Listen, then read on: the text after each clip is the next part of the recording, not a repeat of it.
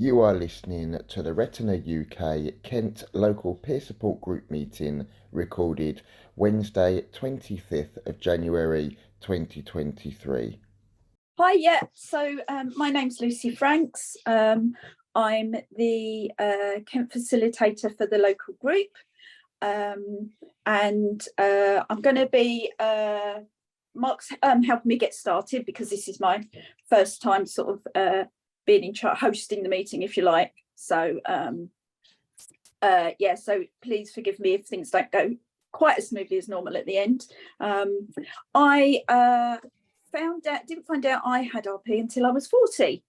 So I'm a late developer, but I'm now registered blind and have a guide dog. Yeah, and I don't currently work, so I'm really interested to hear what Claire, who's from the Educational People, which comes under the Kent County Council, has got to tell us all. If you are able to mute yourselves just while Claire's talking, we would appreciate that. It just means that, you know, she's not put off by any strange noises or anything. If you end up cutting out by mistake or whatever, just, you know, try and get back in, and just you can log out and in as many times as need be. So just do your best to rejoin us, and just obviously rejoin us quietly while Claire is speaking to us. I think that's it from me, so I will hand over, unless Mark's got something to add, I will hand over to Claire. No, thank you very much. Thank you very much, Lucy. All good. Okay, lovely. Thank you. So good evening, everybody. Can I just apologise just in case any of my phones go off as well? I've got things on silent. I can't silence the house phone. It would only be my mother if anyone tries to call. Nobody else called it. I've got all my phones around me so I can quickly click them off if anybody tries to call. So apologies in advance if that does happen. So my name is Claire Parish and I work for the Education People. We're owned by KCC, and basically in a nutshell what we do is we support people with health conditions, with disabilities into employment. We also sometimes work with clients that are already in employment, and we will we class them as retentions. So if somebody's having a few difficulties at work, we can go into the workplace, liaise with the employer, you know, see if there's any reasonable adjustments can be made, and we'll do what we can to kind of support people to keep their jobs. So I am going to share a PowerPoint. This is more for me than anybody else, just so I don't miss anything. I am going to ramble a lot because I do love my job and I like talking about it. So I will try not to go on too much, and there will be a little bit of time at the end for questions. Okay, so just bear with me while I just get this ready, and hopefully we will be okay. Is that okay? Okay, so yes, so Kent Supported Employment. My role is basically, we're obviously Kent's massive. So what we have in our service is we're divided up into two teams. We have the North team and the South team. I coordinate the North team, which does in fact cover from Thanet up to the Gravesend, kind of Dartford area. We're kind of divided by the M20.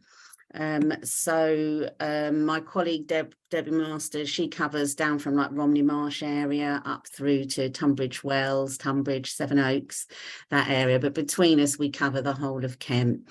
What we have is we have employment support officers that cover various areas of Kent. So it works quite well, I think. So, right, bear with me just a moment. Sorry, I've got a little technical hitch here. I'm just going to stop sharing for just a moment while I try something else. Let's try this one. Right, hopefully this will work. I might have to do the whole screen there, sorry. Right, okay, so first of all, we'll give you just a little overview of the Specialist Employment Service. So we're owned by Kent County Council. We're supporting over 400 students and adults with disabilities per year to find and sustain paid work. That can be apprenticeship, supported internships. We also work with clients. Sometimes clients are not quite ready to go straight into employment. So it may be that we kind of support them into volunteering to start with, or into a work experience placement. Sometimes we work with clients, you know, that are quite young maybe and not being in work at all. So, you know, nobody necessarily knows quite what they want to do. Idea of work might be a little bit different from the reality. So that's often quite good with younger clients we work with to try the volunteering and different work experience placements. We have been delivering supported employment for over 30 years, and we were the winner of the British Association for Supported Employment Awards, and we won Team of the Year in 2018. That's quite a long time ago, but there's some more awards coming up. Hopefully we'll have something a little bit more current at some stage. We also have excellent provider status for the Supported Employment Quality Framework, which is basically they do kind of like an audit of the service. You know, that involves observations, going through database, just kind of like basically checking that we're following that supported employment model. So which we'll go into a little bit more in a moment. So sorry, my screen is doing some very strange things here. Just bear with me. Okay. So with supported employment, basically, you know, we believe that anybody can become employed as long as they're motivated. And this is a key thing for us. Quite often we get clients come to us. They may be kind of lacking a bit in confidence maybe, but as long as that motivation is there, it's something we can work with. You know, we want clients to want to come and meet up with us. We want clients to want to kind of, you know, take that responsibility, accountability also for their journey into employment as well. When we have meetings with clients, usually we meet with clients kind of fortnightly, and at each meeting we'll complete an action plan. You know, there'll be tasks set for and also timescales set for anything we need to do to kind of move forward. And that's tasks for the client that comes into the service, but that's also tasks for our employment support officers moving forward as well. So the supported employment model, it's big. So we'll go through it a little bit more in a moment, but it's very person-centered. Some clients come to us and they want the whole shebang, and some clients come to us and they may just need a little bit of help here and there. You know, it's very much led by the client and depends on their current situation. We also regard employers as our key customers in this service. We have an employment engagement officer. He works across the whole of the education people. And then within our teams, we have an employment engagement officer in each team. So that employment engagement officer is going out and contacting clients, telling them what we do basically. And trying to kind of, you know, make those, build those relationships with various local employers. Not all employers, as we know, can be understanding, but there's a lot of employers out there that are happy to work with us. Obviously, it depends on their business needs, which we need to take into account as well. So that is kind of a little bit of an overview there. So there are 5 stages of supported employment. So what we do, first of all, when a client comes to us, we kind of go through that initial meeting process where we assess if we're the right service for the client, but also, you know, if it's the right time as well. If we feel during that initial meeting, maybe we're not quite the right service for somebody at this moment in time, you know, we'll always do our best to signpost to anywhere, whether that's education or whether that's another service, but, you know, we'll do our best to kind of signpost there. So when a client first comes to us, at the beginning, what we do is we just spend that time getting to know the client. This is really important for us. The more we know about who we're working with, the better we are able to support. So those first meetings is very much spent doing that. what we do is obviously we'll work on a CV with the client. That's one of the first things we do. And also we do a vocational profile, which has loads and loads of questions on it. So we work through those with the client.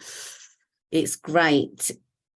So depending on age of clients as well, but it's quite good to have somebody with the client for those first couple of meetings, if it's appropriate, because it's great for us to kind of gather as much information as possible. Sometimes the younger clients, maybe want somebody around just for those first couple of meetings while they're getting used to us and, while we're building up that trust.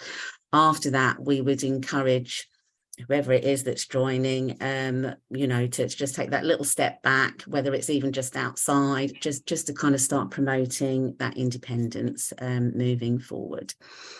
So CV, then we work on the vocational profile. What we also do then, so depending on the situation, we will support with job applications. But we will also approach employers. We normally kind of like hit things from both angles, obviously depending on the situation and what the client is looking for. So we'll kind of spend that time to target employers, but we'll also be looking online to see what jobs are out there and also support with any job applications as needed. We also support with interview skills as well. So, we do quite a lot of mock interviews. We'll go through, all the bullet points of the important bits before you go for an interview. We can also support at interview if that's something that the client wants to do, say entirely by choice. Sometimes a client will come to us and they might not want us to support at interview, but they might be happy for us to approach the employer and just explain any accessibility, any reasonable adjustments, just to kind of go and then check out what the situation is before going in, so that there's no nasty surprises, when you get there, which does happen sometimes as well. So that's interview skills, practice interviews as well. We do also do job coaching. So in-work support's available if it's required. We also work with access to work. We help support with applications to access to work, and then work alongside them if they're coming into the workplace to do assessments, to check out the situation. We can kind of work with them as well in that respect too. So we do job coaching if required. But when we go into a company, it's always that very much already looking at where we can fade out as well, because obviously we can't be around forever. So it's looking at that natural support within the workplace, so that the client has somebody they can go to within the workplace if there are any issues. We kind of work with clients for could be a few months, could be a year, could be a couple of years. We're very flexible on how long we can work with clients, and it really does depend on each client. We also have clients that come back to the service. So they may be closed, everything might be going fine at work, everything's tickety-boo, but then something occurs later on and they might need a little bit of support with us going in. Usually when a client goes into employment, if we're not required to do that in-work support, we would probably keep the client open until they got through their probation period, just in case there's anything that kind of crops up along the way. But we do also attend review meetings with clients as well, if the employer and the client are happy for us to do that. So that is what we do. Going on to my next slide. I don't know why my slides are not going smoothly, but never mind. So there's a little bit more information here about the vocational profile, because this is kind of like the basis that everything's built on to move forward with our support. And the kind of information that we're looking for is like, obviously, some personal information, circles of support, really important. Any other professionals that you're working with, family and friends, any other local organisations, neighbours and community, because, it's really important to kind of look at the whole picture and not just at one part a person's life. You know, there's lots of other stuff going on, so we kind of need to take that into account, you know, when we're supporting. Obviously, we look at employment history. So if you've worked in the past, you know, we would kind of like break down each of those jobs and have a look at what you liked, what you're good at, what you didn't like, what you might have struggled with, you know, to kind of look at that job matching moving forward. Obviously, we'll look at education history and signposts for any courses that might be appropriate that would fit in with your work goals as well. Also, the vocational profile. At the end of the vocational profile, there is a consent form, and you can choose how much involvement we would have with your employer, which obviously is very important. Also, we ask about your weekly activities. This is important in that if you have got kind of weekly activities set on certain days, if you would be happy to kind of move those around to fit in with any work situation. We also look at benefit situation. So obviously, depending on what benefits you're on, if you're working, that can have an effect on your benefits, especially got to be careful with the old housing benefit or the housing element of your universal credit. We do complete permitted work forms. We do those for clients if they're kind of working that under 16 hours and they're on employment support allowance, and we get involved with that. And also we do travel training as well. So, and that is, it's kind of not travel training in general, but it's with that regards of travel training to get to work, basically, to any kind of places that we've identified. If they're new routes for you, you know, we would be happy to go through those routes with you to support in any way we can. Obviously, the vocational profile also covers your aspirations and dreams, because they are really important. And working, you know, I think working is hard, you know, but working, it gives you a freedom, because it gives you freedom to do things. You earn money, you can do things, it's nice, you meet people, you get your social life going on, and it's, you know, it's really, really important. And also, obviously, the biggie is, you know, what sort of job you want to look for as well. So on that other side, obviously, we support employers. So it's very important that we understand the needs of the employer. This will allow us to kind of go in and, you know, speak about any reasonable adjustments that might be needed in the workplace. We also support with the government's Disability Confidence Scheme. We do training on this as well in companies. And also we support our employment engagement officers when they're going out and making contact with employers. They also kind of, you know, have that focus on inclusive practices at recruitment stages as well. And also individual support with employees. So again, that's that kind of liaison with employees, review meetings, any issues in the workplace, you know, we can go in and do what we can to support there.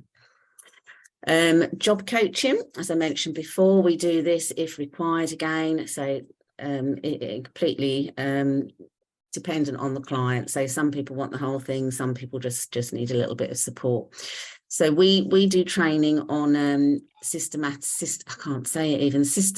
instruction.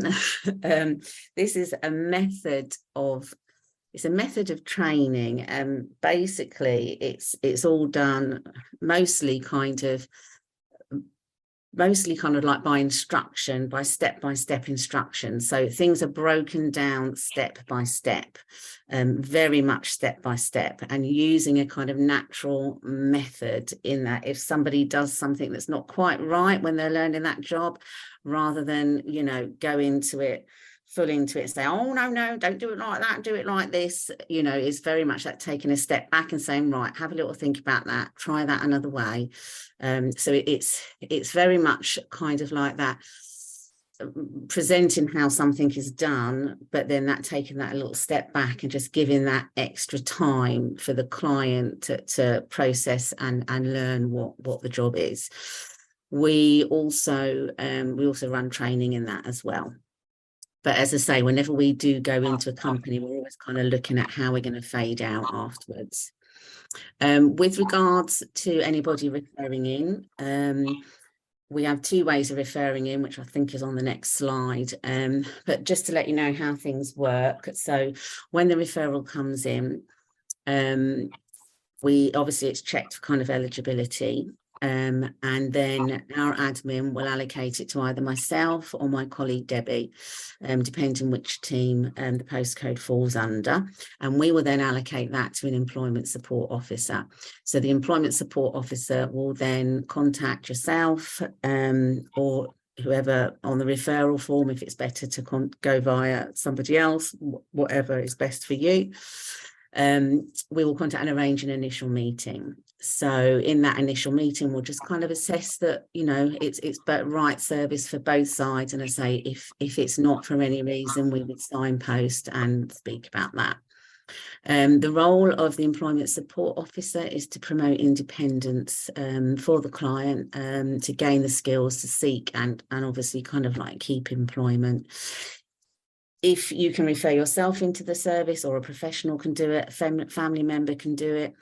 If we get referrals in from professional services or from social services, then we do, you know, obviously we'll provide any feedback, any progress as appropriate, of course. May not be appropriate. Obviously, if you refer yourself in, then we can have discussions with you about your progress. And so, obviously, you know, any concerns as well, safeguarding concerns, commitment, engagement. We do have clients come in sometimes, quite often the younger clients, but not always, that kind of come in and engagement's not great sometimes, or, you know, a little bit reluctant sometimes. But as I say, you know, we're always here. So sometimes if it's not quite the right moment to come to us, but it may be later on, so they can always come back to us at a later stage. Sometimes if a client's not quite ready for paid employment, as I say, we support them into volunteering. It may be that they need to do that volunteering for a while just to get those skills, get that information on CV. We can close their referral if they're happy in there. And then when they're ready to go into paid employment, you know, that's fine to come back to us as well. The only thing we ask there is that there's just a period of 6 months in between the referral being closed and a new referral being made. We've got loads of good news stories and case studies, which we're happy to share with you at a later stage, and happy to share some stories as well. So process for making a referral, as I said before, there are two ways. There's the trusted assessor route, where you can refer yourself, or a family member can refer you, or a professional can refer you in, or there's the care manager route. So if a client is open to social services, then we would ask that the referral come in via the care manager, only because it gives us a kind of complete picture. And then, you know, if there are any issues, you know, we can arrange joint meetings. We can go to the care manager for progress. Everything's on the record, so everybody knows what's happening. And then once we know we're going to go ahead with the referral, if you're happy, you know, we're happy. As I say, we then we normally meet with clients kind of on a fortnightly basis, and we normally meet out in the community. We don't usually meet at clients' homes. So we've got offices, we've got 4 office bases actually in Kent. We've got one in Maidstone, one in Whitstable, one in Folkestone, and one in Gravesend. So we often meet clients in those offices, but we do meet clients out in the community as well. And we also use libraries to meet people too. So we've got a variety of places where we meet. And that is the last slide, and my contact details are on here. So I'm going to share this afterwards, and I think that will all be kind of passed on to you. So that's my little presentation. I hope that wasn't too long. That was about right, I think. Yeah, lots of really interesting stuff in there. Yeah, if basically what we need is if anyone doesn't feel happy to ask a question here or doesn't get the chance to, then if we've got those details you had on the last slide, I'm guessing Retina UK will send that out. Sorry, there was just one other thing I forgot to say as well. Sorry about that. So so as I said, we're KCC funded. We do work on other contracts as well. we're funded by KCC to work with a certain number of clients per year on their contract. So at the moment, we've reached the magic number. We reached it some months ago. It's been a bumper year this year, but from April we can obviously start receiving referrals again.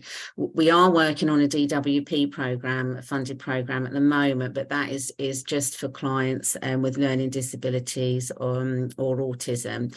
So that's what we're currently working on. With the KCC contract, it's much more flexible. It's just people with health conditions, with disabilities. There's no kind of stipulation as to what they are. So it's a lot more flexible as well, that contract. And I say we can take referrals from April. And I'll shut up again now. No, that's absolutely fine. Yeah. So yeah, I found that really interesting. I'm someone that I have worked. The last time I worked, it didn't go very well.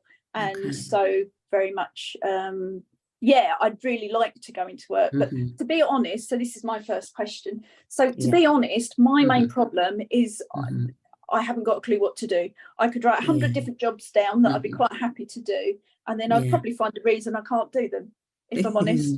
So do you think, if I came to you, do you think you would be able to help me with that?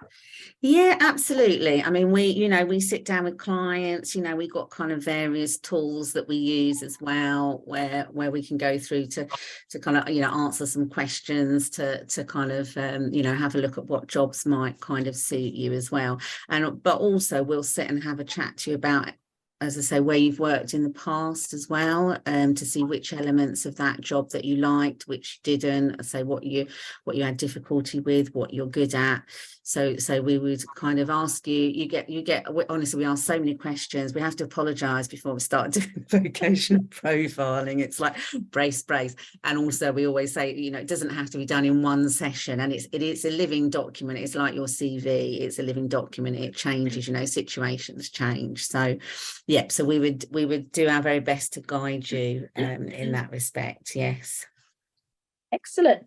Okay, so if anyone else has got any questions, I really want everyone who wants to ask something to have the chance. How much time have we got? We've got about 20 minutes. So if one subject is going on a bit long, I make no apologies for interrupting, because I just want to make sure everyone who wants to ask a question gets that chance. Does anyone have any questions for Claire? I have some. It's all very quiet. Don't forget, you guys need to unmute yourselves if you want to ask a question. Hi then, I'm Claire as well. Hi. Hello, Claire. Hello. So following on from Lucy, then I've worked as well. So if I wanted to go off in a completely different tangent, because I'm kind of quite self-aware, so I kind of know where my skills are, but completely random, and I would know I would need support within that particular role, which wouldn't naturally sit normally within a sensory impairment role. How much support within your experience of employers would you feel would give a person that support coming back? They wanted to completely change their direction. I think it's like anybody that wants to kind of change direction in their careers.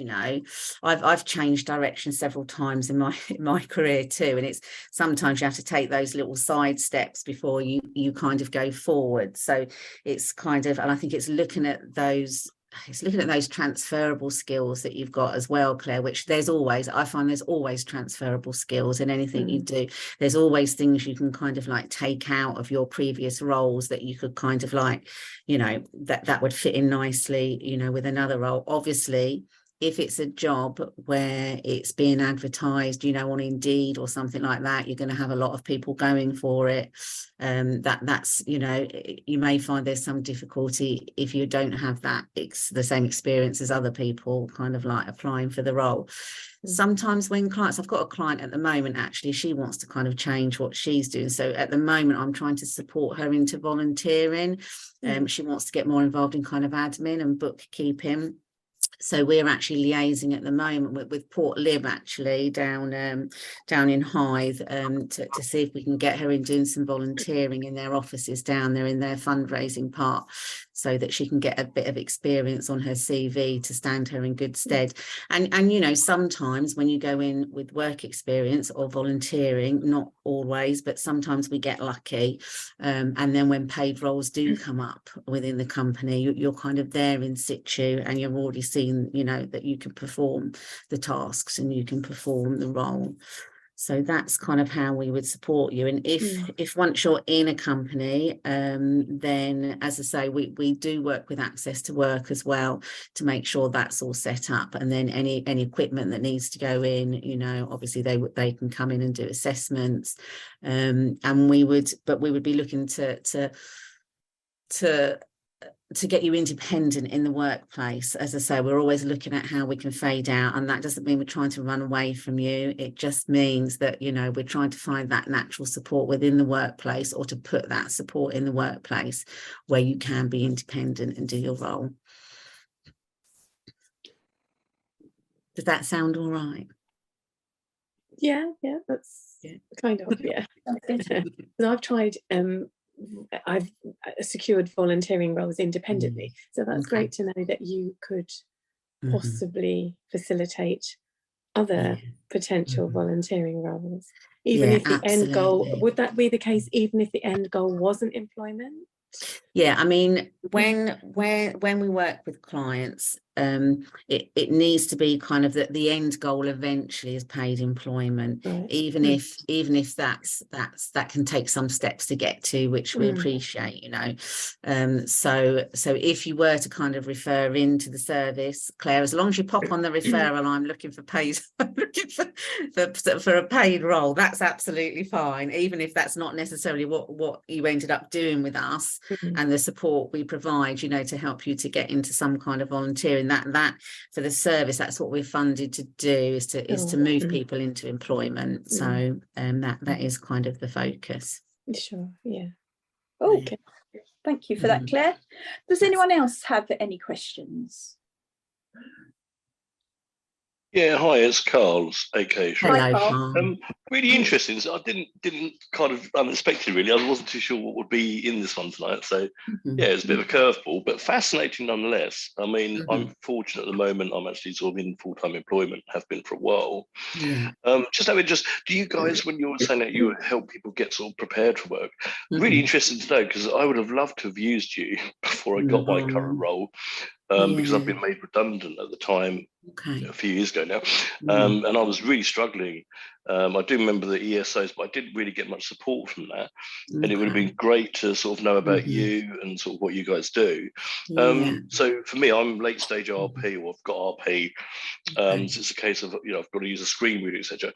Do you, as part of your sort of rehab or training program, do you sort of allow and help people like learn how to use assistive tech, whether that be magnifiers or screen readers? No, we're not, because we're not trainers as such. So it's kind of more that the actual job kind of rather than the system. So I think if that were the situation, that is something we would get Access to Work involved with. If it's something a bit more technical, that's kind of not necessarily something that we have the knowledge in. Yeah, just wondering, because obviously Access to Work is, like you say, once you're in position, once you've been lucky and found a role, but it'd be really, really great if there were someone around that could like signpost and like get people that training, because it's come up in conversations where I am now.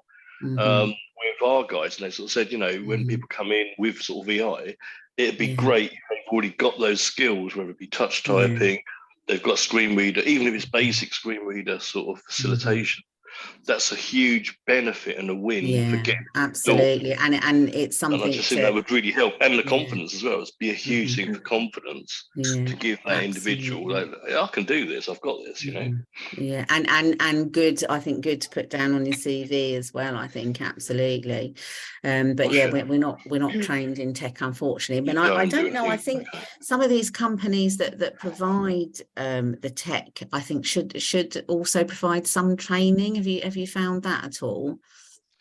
Some of them do, but of course it all costs a pretty penny. And if you're literally on the work journey, you know, you're looking for employment, then that's kind of out of your reach, and it's almost like you've got a chasm in between, you know, you sort of going and looking for work, but and getting in. It's just those sort of hurdles, those steps to get you in.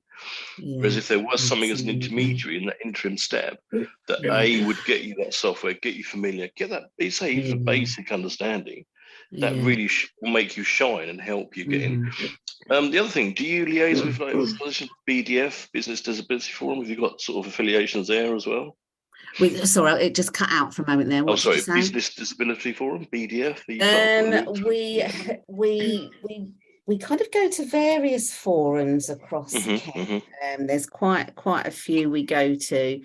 In general forums, we go to quite a lot of complex needs meetings, which kind of involve the DWP and various providers across Kent, which is brilliant because it gives us lots of contacts across the county and various providers that, you know, obviously provide different support, which in turn kind of helps us to signpost. So yeah, we do it, none in particular, but in general we attend forums across the county. Because I say, BDF, Business Disability Forum, get my words out, they're really good, a great resource for people to have a look at, and there's a lot of good sort of blogs, facts, etc. help there.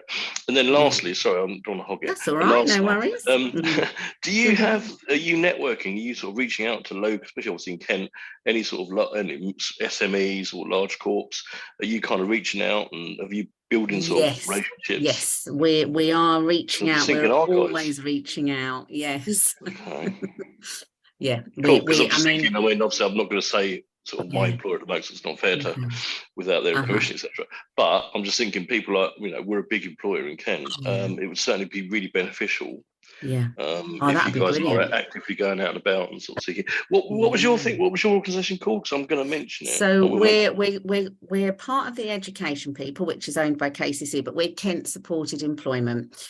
Sometimes we're known as the Specialist Employment Service. We come under two names.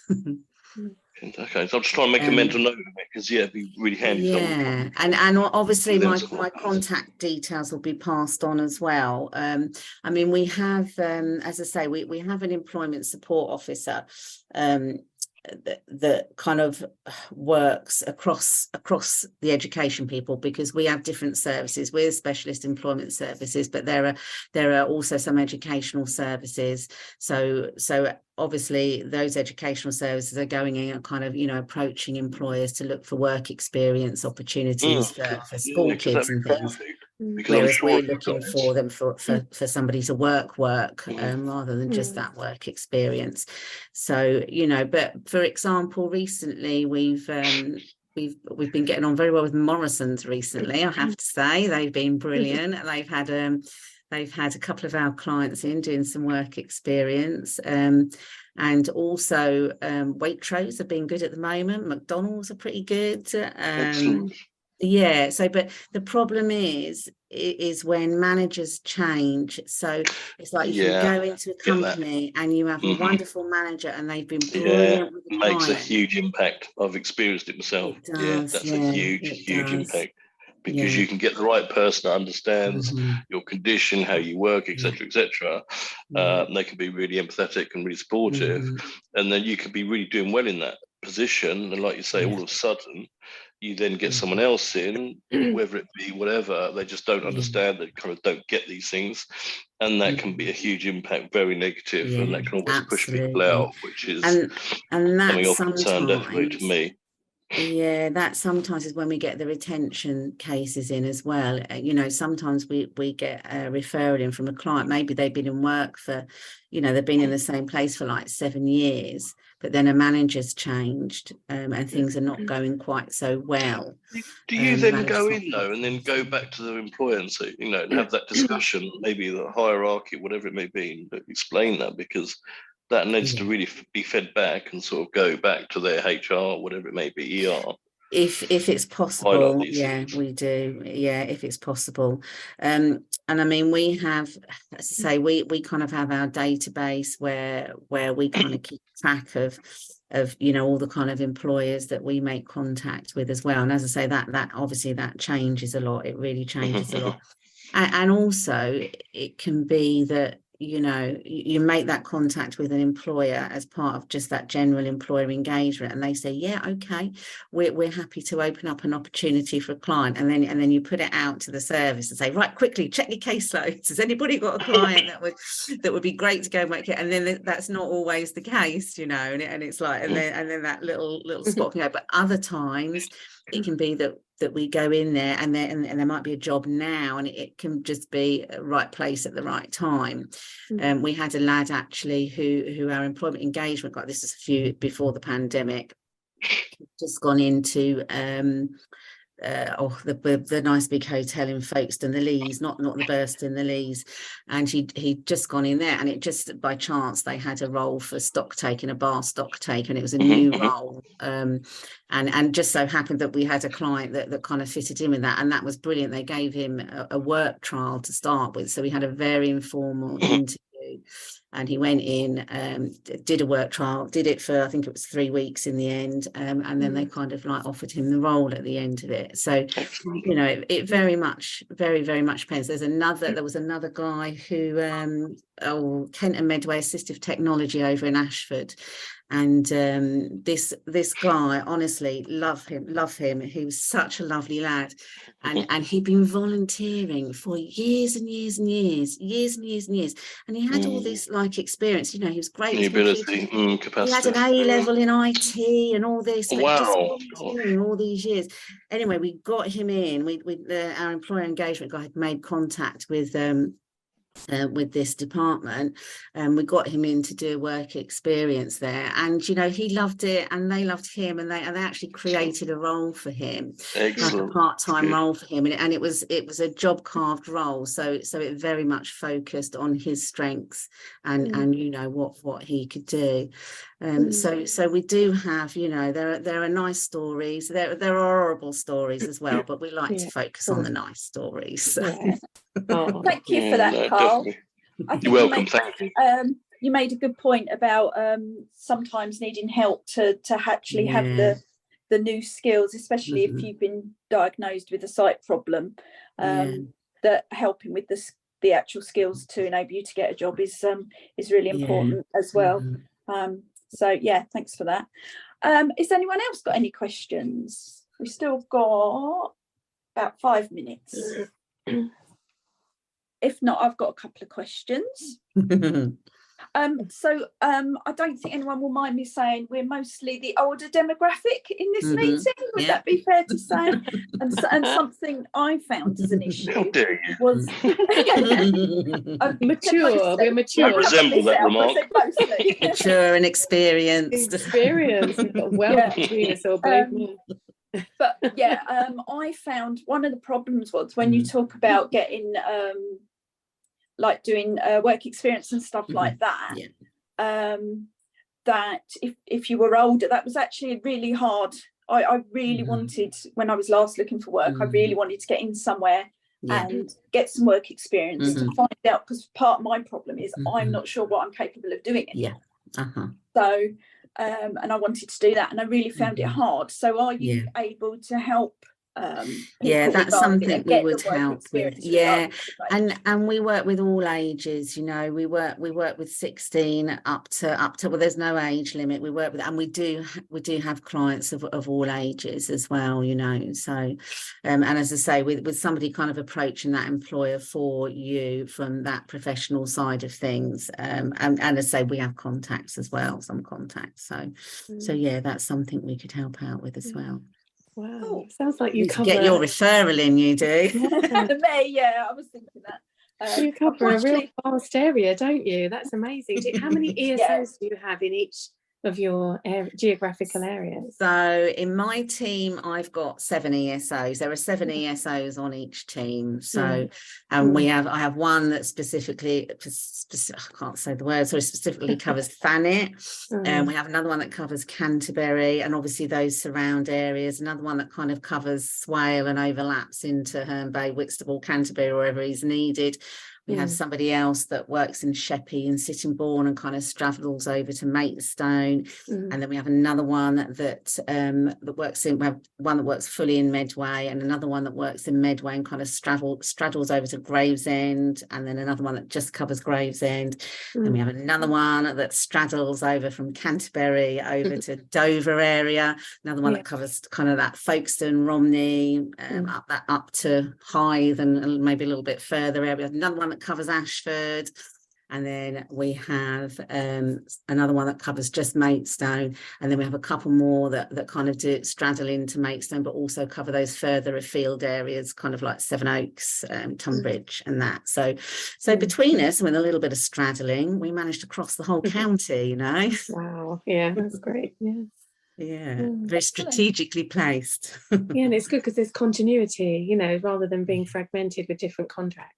Absolutely. And our employment support officers, a lot of them have been with the service for years. It's a job. It's very hard to leave. I think it's everybody. Well, it's very important. It's so important. It is. And it's just that stepping stone into employment is all we need, really. You know. Absolutely. Absolutely. Excellent. We've got a couple of minutes left.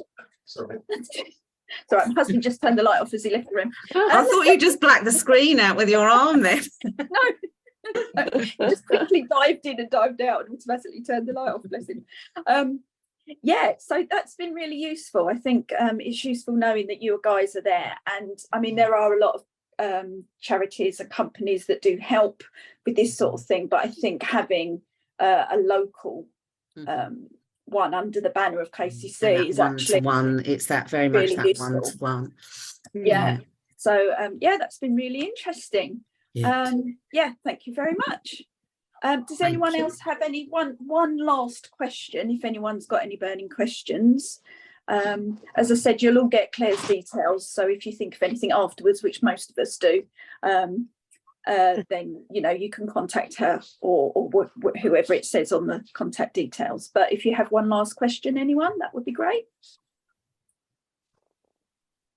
No? Okay then. I've got one that I think is probably an easy one to answer. One of my main issues at the moment is I've only got a phone and a Kindle Fire. I don't have a computer.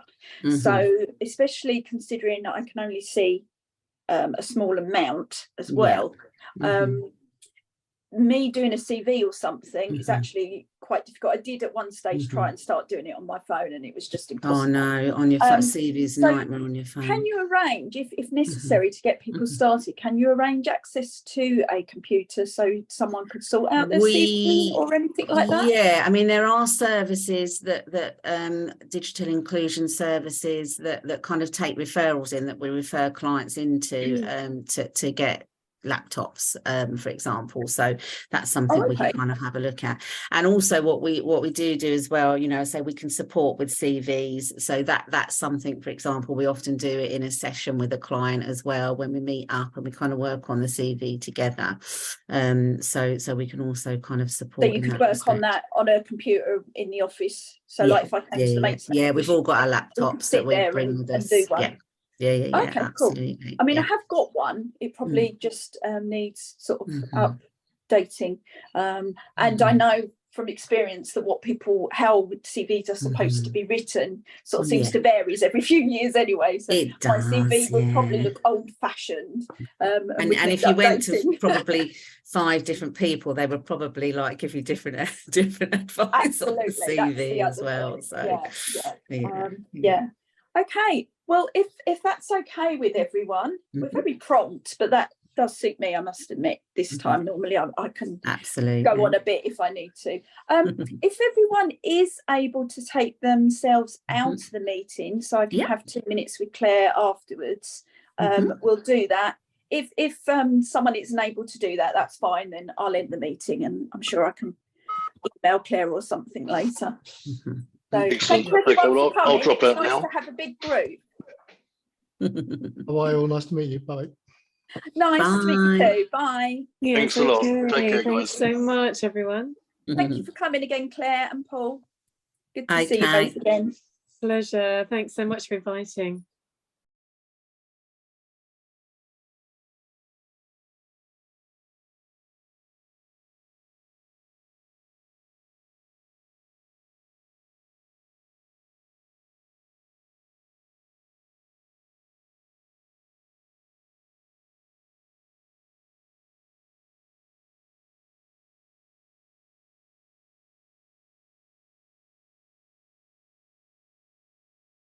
We hope you have enjoyed this recording. If you have any questions, queries, or wish to leave any feedback, then please leave it in the comment section below. Alternatively, you can send your inquiries to info@retinauk.org.uk. Contact us via the telephone on 01280 821 334 or call our helpline on 0300 111 4000, which is open Monday to Friday 9:30 a.m. to 9:30 p.m. If you would like to know more about our local peer groups, when your next meeting will be held, or if you wish to get involved in creating your own group, or would like to know more about our services that Retina UK provides, then please visit our information and support page on our website www.retinauk.org.uk and navigate to our local peer group page. Thanks again for listening. We hope to see you again soon. Take care and bye for now.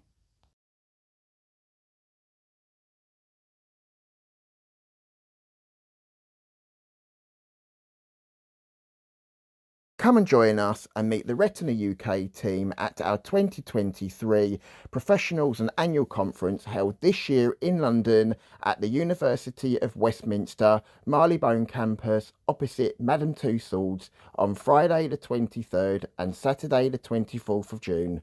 More information and how to register is available on our events page on our website.